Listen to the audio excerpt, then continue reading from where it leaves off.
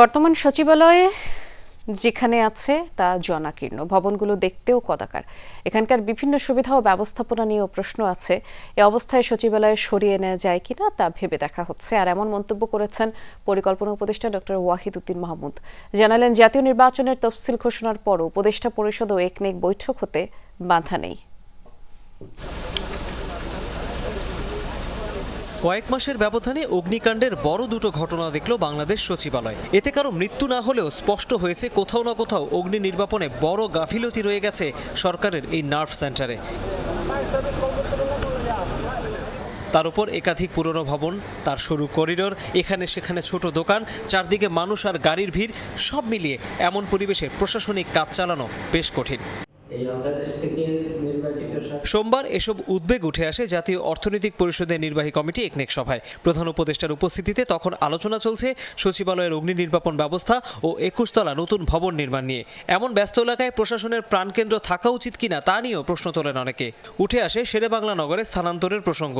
ফলশ্রুতিতে বাদ পড়ে নতুন ভবন নির্মাণের প্রকল্পটি। বিল্ডিংগুলোই দেখতে সুন্দর, আর ভিতরে যেগুলো হয়েছে নতুন, এগুলো তো যেখানে সেখানে যত্রতত্র, এবং রাস্তা কোন দিকে, পার্কিং কোথায়, কিছুই ঠিক নেই। পুরো জায়গাটাতেই যদি সচিবালয় থাকতে হয় তাহলে তো একটা বড়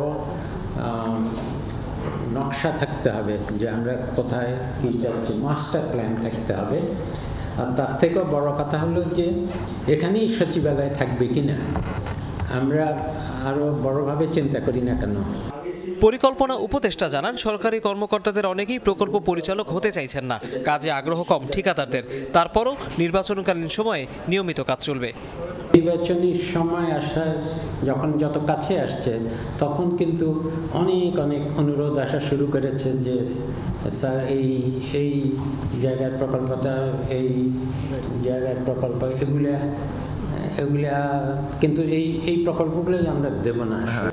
ব্রিফিংয়ে বিটিভির স্বায়ত্তশাসন নিয়ে আলোচনা হয়। পরিকল্পনা উপদেষ্টা বলেন, গণমাধ্যমে পেশাদারিত্ব আনতে একটি আলাদা সম্প্রচার নীতিমালা তৈরির কাজ চলছে।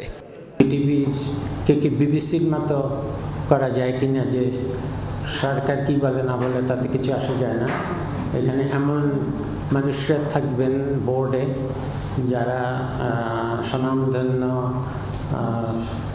নাগরিক সমাজের বিভিন্ন সাহিত্য, সংস্কৃতি, ব্যক্তিত্ব, তারাই পরিচালনা করবেন। একনেক সভায় 16,032 কোটি টাকা ব্যয়ে 18টি প্রকল্প অনুমোদন দেয়া হয়। তৌহিদ হোসেন, যমুনা নিউজ, ঢাকা। মা, পিম্পল 5 দিনেই চলে যাবে। যাবে না মা। জাপ নিমের 5 অংশের পাওয়ারে 5 দিনেই দূর হবে পিম্পল। হিমালয়া পিউরিফাইং নিম ফেস ওয়াশ।